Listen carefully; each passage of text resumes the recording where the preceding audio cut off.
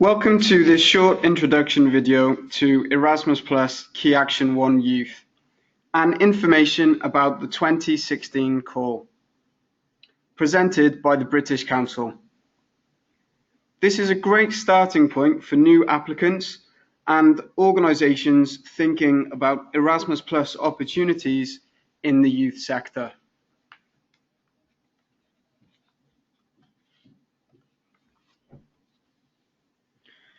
This short video will give an overview of the Erasmus programme. It will also talk about the three main activities involved in Key Action 1 Youth, and we'll also talk about the application process.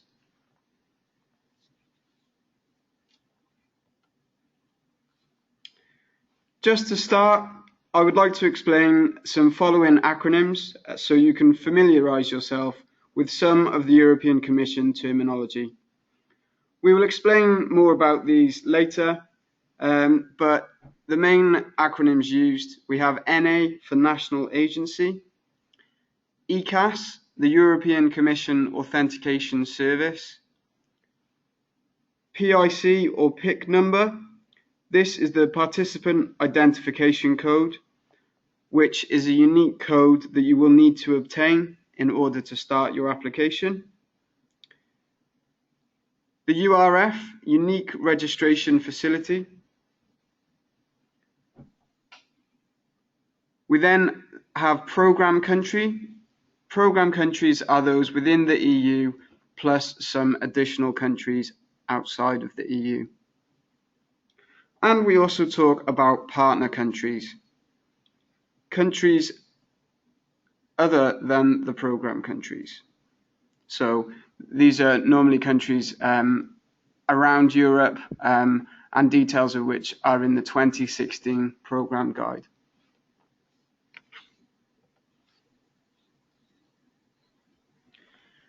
To give you an overview of the Erasmus programme, Erasmus is the successor to the Lifelong Learning Programme and Youth in Action and runs for 7 years until 2020. So we're just starting the second year of the programme. As you can see in the diagram, the programme is structured around 5 different actions. Key Action 1, Mobility of Individuals. Key Action 2, Cooperation for Innovation and the Exchange of Good Practices. Key Action 3, Support for Policy Reform. Jean Monnet, this is about higher education activities around European integration. And last but not least, sport, for activities relating to grassroots sport. Activities are split between those managed in each participating country and those managed centrally in Brussels. For centralised actions, you apply to the European Commission and they manage your project. There are more details on the Erasmus website. For decentralised actions, you apply to the UK National Agency and your project is handled within the UK by the National Agency.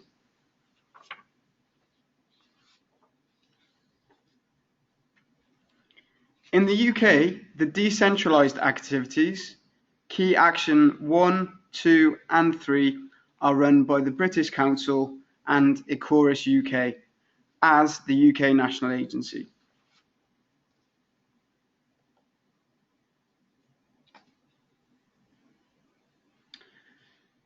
So at the British Council, our team manages Key Action 1 and 2 in schools and higher education, and also Key Action 1 Youth. We will focus today on Key Action 1 Youth.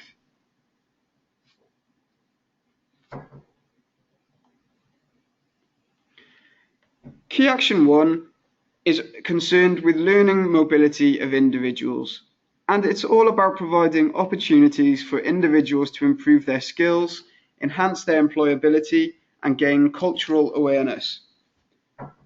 Under Key Action 1, organisations can apply for funding to run mobility projects.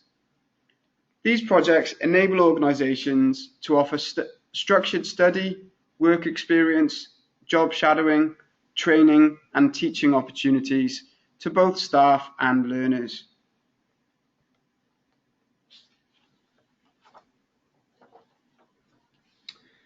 Here is the list of the countries that can participate in the programme as programme countries.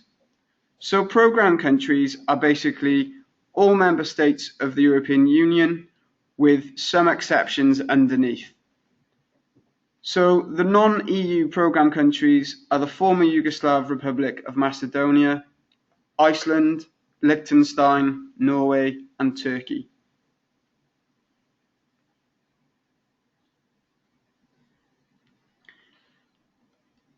In addition to programme countries, some partner countries are also involved in the project, and partner countries are mainly countries neighbouring the EU. For Key Action 1 youth applications, these 4 regions are eligible under partner countries. Please be advised that only 25% of the total budget for Key Action 1 Youth is allocated to projects with partner countries. We will also assess each project based on the countries involved and also the level of risk involved with those participating countries.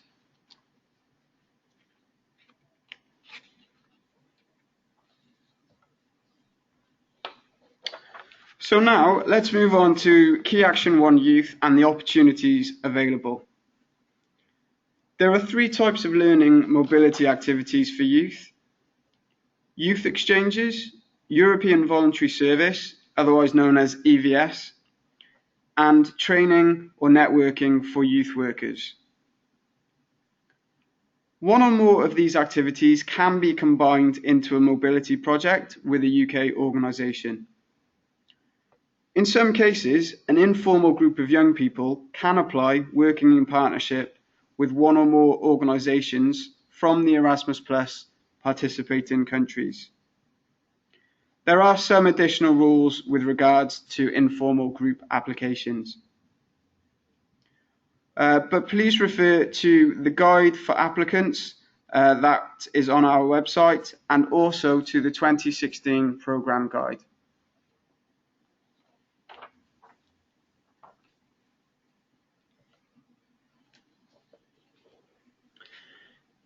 There are 3 deadline dates in 2016 for Key Action 1 youth applications. The first deadline of the year is Tuesday, the 2nd of February 2016. The earliest start date for a project for round 1 is from the 1st of May to the 30th of September. So the 1st of May is the earliest project start date, and the project must start at the latest by the 30th of September. Applications are submitted online and they must be submitted by 11 AM UK time. You can also see there are 2 further deadlines later on in the year.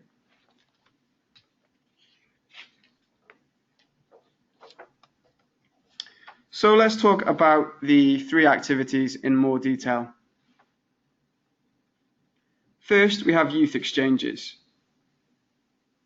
Youth exchanges allow groups of young people aged 13 to 30 from different countries to meet and live together for up to 21 days. During a youth exchange, participants work together on a chosen topic through a mix of workshops, exercises, debates, role plays, simulations, outdoor activities, etc., designed and prepared by them before the exchange. The exchange is based on transnational cooperation between 2 or more participating organisations from different countries. Projects can last from 3 to 24 months, and individual activities can last from 5 to 21 days, excluding travel.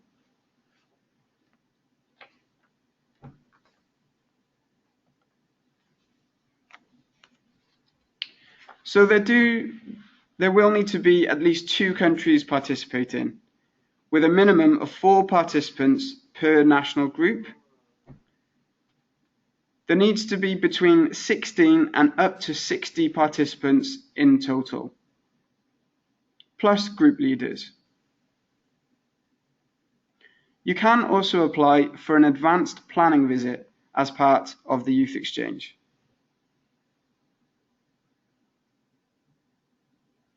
In addition, the activity must take place in the country of one of the participating organisations. The group leaders involved in the youth exchange must be at least 18 years old, and each national group must have at least 1 group leader.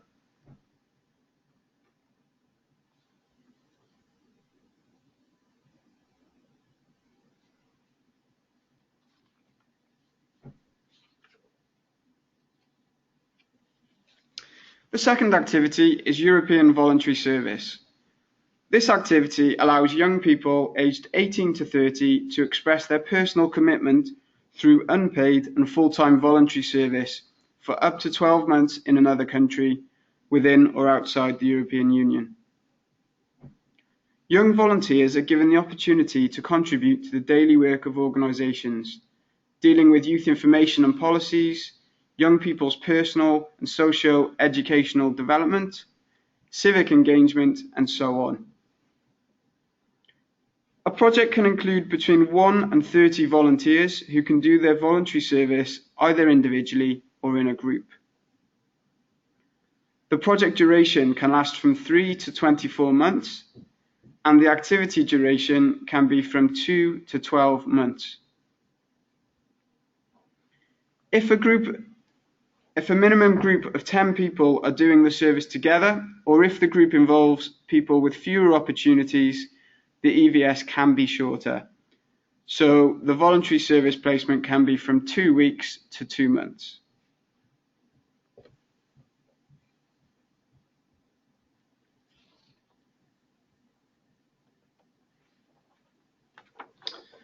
Again, like youth exchanges, you can apply for an advanced planning visit, which I will talk about shortly in an upcoming slide. And the visit can be a maximum of 2 days. Travel days excluded.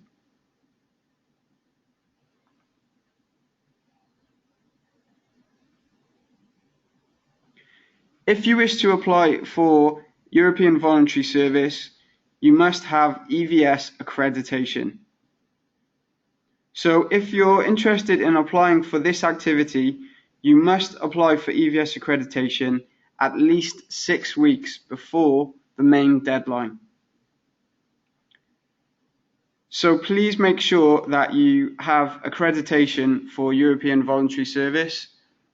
Details are on the Erasmus Plus website.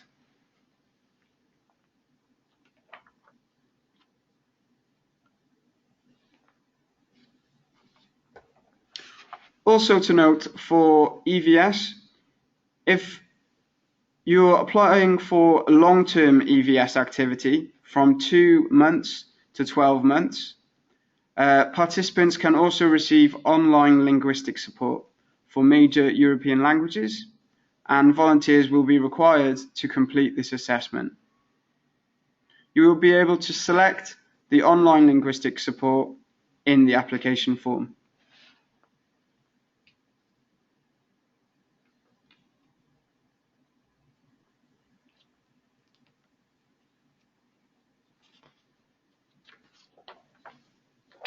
I mentioned advanced planning visits.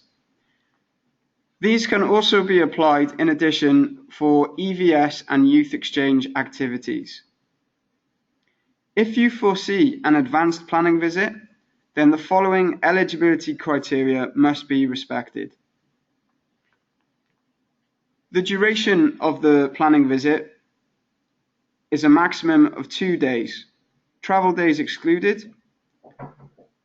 The number of participants should be 1 participant per group. Now, the number of participants can be raised to 2 under the condition that at least one of the participants is a young person taking part in the activity.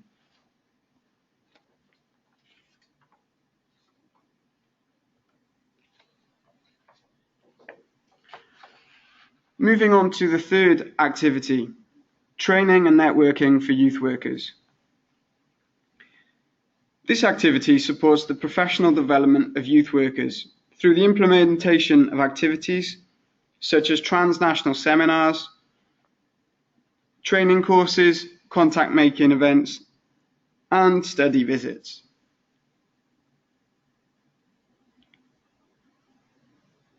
All these activities are arranged by the organisations participating in the project. The project duration is from 3 to 24 months, and individual activities can last from 2 days to 2 months, excluding travel time. The number of participants in the project is up to 50 in each activity. So the maximum number of participants for the youth worker activity is 50. There are no age limits. All activities must take place in the country,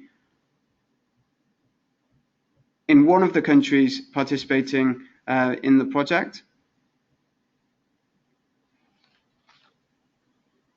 And the activity types are listed there below.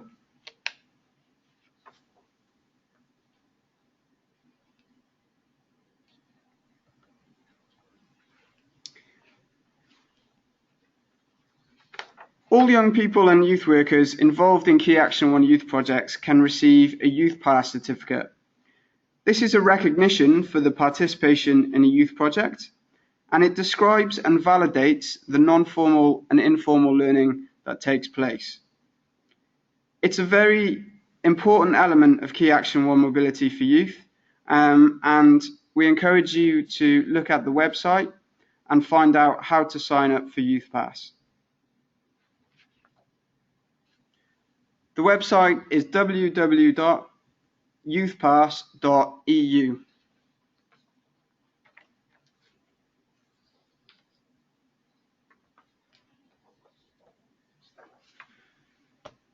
UK organisations active in the youth field can participate in a youth mobility project.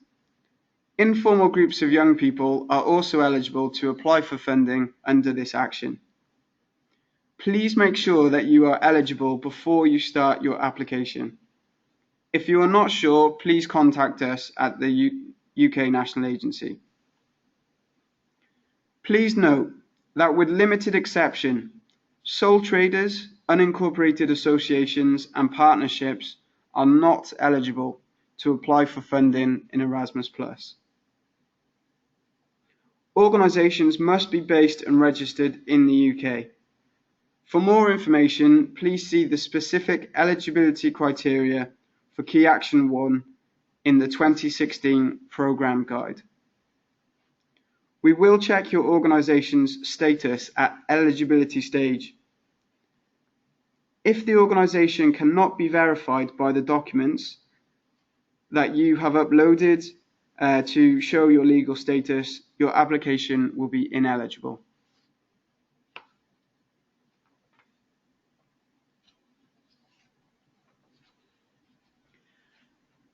Applicants need to demonstrate they have adequate capacity to successfully deliver Erasmus Plus projects and administer them in accordance with the grant agreement with the national agency and the programme guide. You should bear in mind that Erasmus Plus grants will not necessarily cover all the project costs. The grant is intended to be a contribution towards the costs of the project implementation and mobility activities.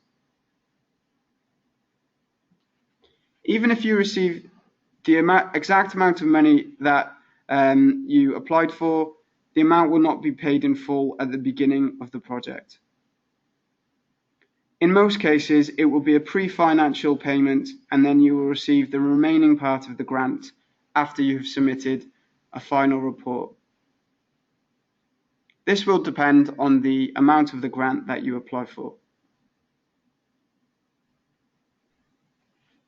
So you must therefore demonstrate that you have suitable reserves or income to deliver the project successfully.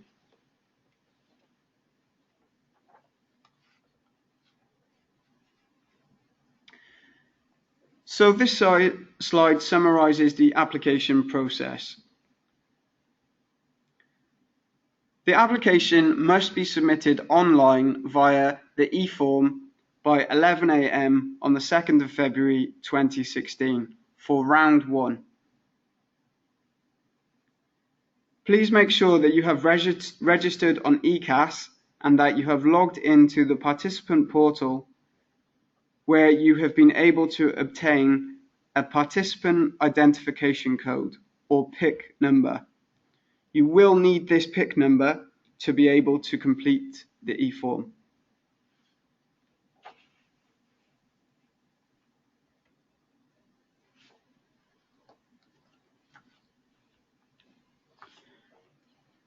This slide here contains the direct link to the eCash registration, so please use your organization's generic or current email address. So this will be the first thing that you will need to do. You must obtain a PIC number so that you can input that special number into the application form when you apply.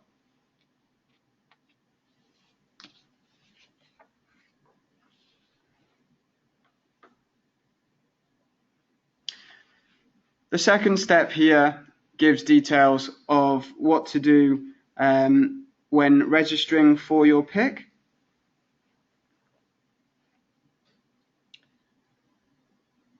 So you will need to log on to the ECAS website, you will need to add the organisation details, and you will also need to provide legal and financial documents to verify the organisation.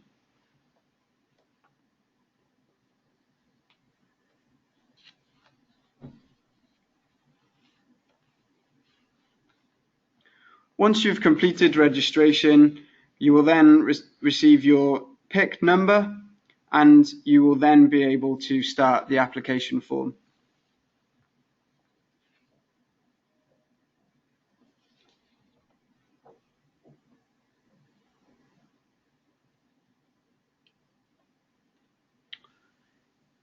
Here are 3 links to the documents that will be needed when you look to apply.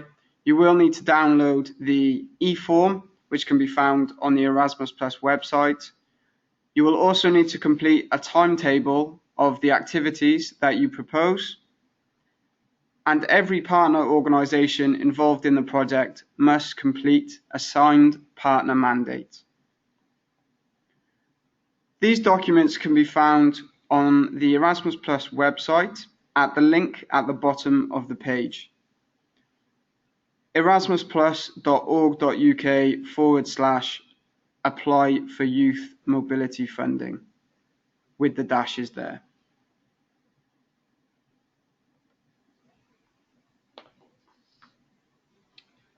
Please remember that if any missing supporting documents are not there, your application may not be eligible.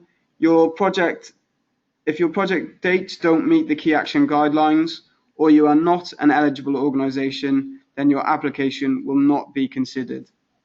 If you are unsure about any details of your application, then please contact us and we can answer any of those queries in advance.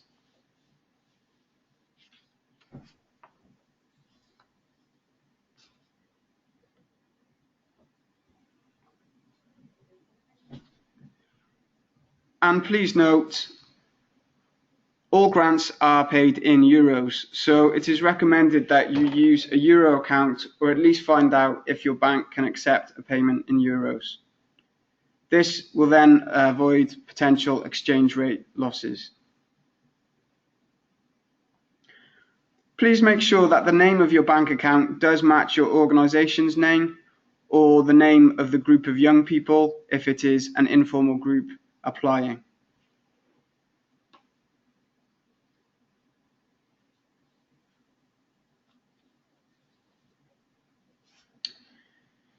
Further information can be found on page 269 to 273 of the 2016 programme guide.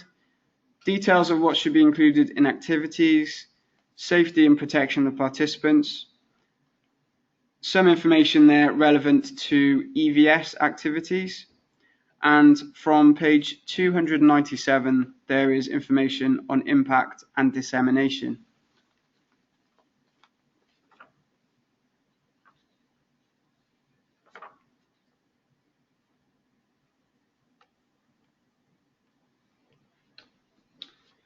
Finally, here are our contact details.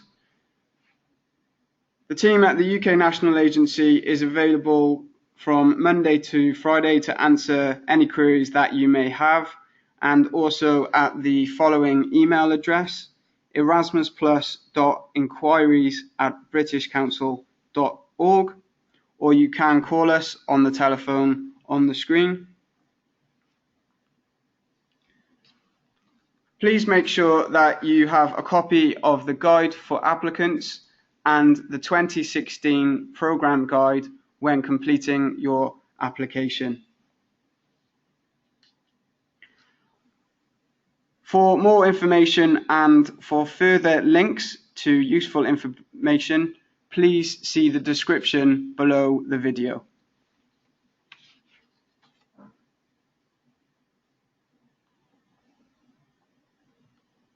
Thank you for listening and good luck with your application.